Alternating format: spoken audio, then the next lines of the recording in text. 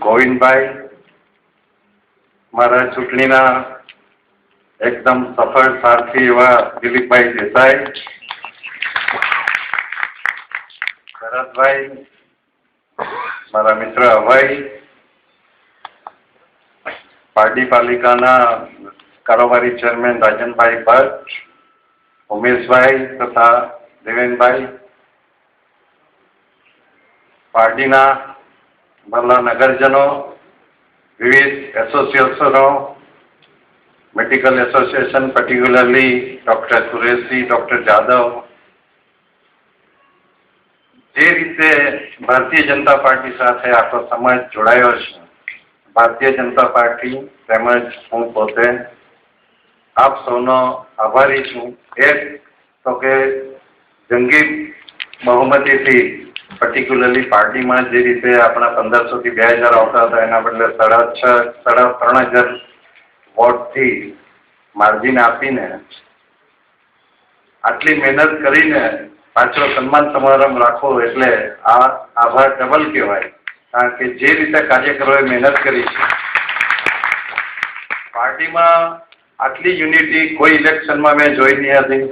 જે રીતે આટલો ઉત્સાહ હતો કાર્યકરોમાં, એવો ઉત્સાહ આપણે જાળવી રાખીએ.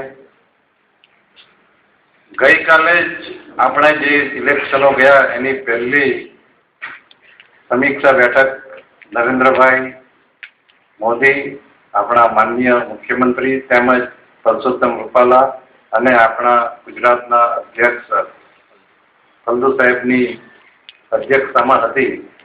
એમાં પહેલો પોઈન્ટ એ જ હતો કે આપણે જીત્યા છે, જીતને આપણે વાગોળવી જોઈએ, પણ એ જીતમાં આપણે ઉન્માદ નહીં લાવે. ઉન્માદ આવશે તો આપણા બધા ઇલેક્શનો જે પાછા આવે છે એમાં આપણને નુકસાન વેઠવાનું આવશે.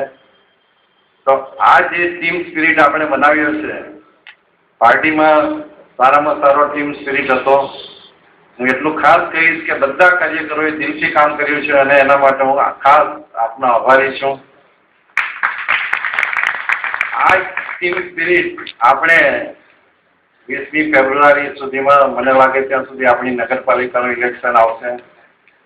આપણા 9 વોર્ડ છે, 9 વોર્ડના હિસાબે આ 3600ની લીડ વોર્ડ દીઠ જોઈએ તો એવરેજ 400 વોટ આવે. જો આપણે સજાગ નહીં રહીશું તો 400 વોટને આપતા થતા વાર નહીં લાગે. એટલે જે રીતે હિતેશભાઈએ કીધું તેમ આપણે પાછો આવો સન્માન સમારંભ રાખીએ આપણા કોર્પોરેટરોનો, પણ આપણે બધાએ જાગતા રહેવું પડશે. કેમ કે આ 400 1 કે 2 માણસ આ 200 વોટ બદલી શકે છે. એટલે આપણે ટીમ સિલેક્શન, ઉમેદવાર સિલેક્શન, આ બધામાં એટલા સભાનતાથી વધીએ. કારણ કે આ લોકોનો જે મેન્ડેટ છે, લોકોનો જે પ્રેમ છે, એ લોકોની આકાંક્ષા છે. આ જે સન્માન છે એ સન્માન છે, મોટામાં મોટી જવાબદારી છે. કેમ કે આપણે જે રીતે લોકોએ પ્રેમ આપ્યો છે, જે વિશ્વાસ આપ્યો છે, જે મતદાન કર્યું છે, એને આપણે લોકોની જે આકાંક્ષાઓ છે એને પરિપૂર્ણ કરવા માટે મારા પ્રયત્ન કરવાનો છે. મારા તરફથી હું તો કરીશ જ, પરંતુ આપણી પાલિકા જો આવી જાય આખી, તો પાલિકાના દરેક વોર્ડનો વિકાસ કરવાનો છે. આ ઇલેક્શનમાં આપણને થોડા તકલીફ આવી પણ અમુક વોર્ડમાં, તો જે રીતે આપણે અહીંયા ડૉક્ટર કેસી પટેલ સાહેબે કીધું કે વાપી ઓફિસ ચાલુ કરવાની છે, પાર્ટીમાં પણ આપણે ઓફિસ ચાલુ કરવાના છે. જે રોજબરોજના નાના મોટા પ્રશ્નો આવે એનો યોગ્ય નિકાલ આવે એ રીતે આપણે પ્રયત્નો કરીશું. આપનો સાથ બહુ ઘણું જરૂરી છે.